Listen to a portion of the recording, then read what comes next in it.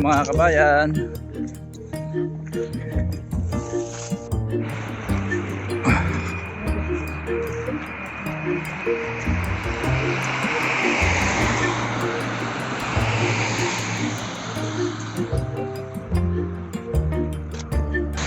Alay lakad na naman kami ngayon.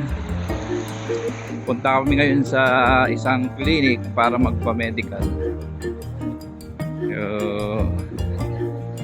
Kailangan namin magpa-x-ray para sa isang requirements kasi sa food industry kami ma-assign as forklift operator. So yan, naglalakad kami papuntang clinic ngayong umaga at medyo malamig. So yun,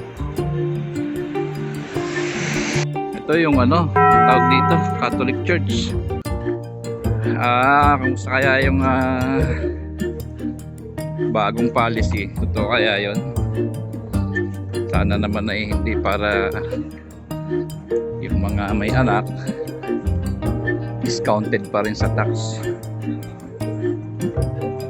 Ayan. Ilang buwan na tayo? Magti 3 months na kami. At ito, magpapamedical pa rin.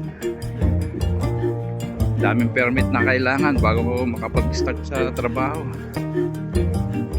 3 months na tayo pala muna. Hindi pa kami nag-i-start kaya hindi pa kami pwedeng umuwi. Ang mga gustong mag-run away, hindi pa kami pwede. Kayo na muna, next time na lang kami.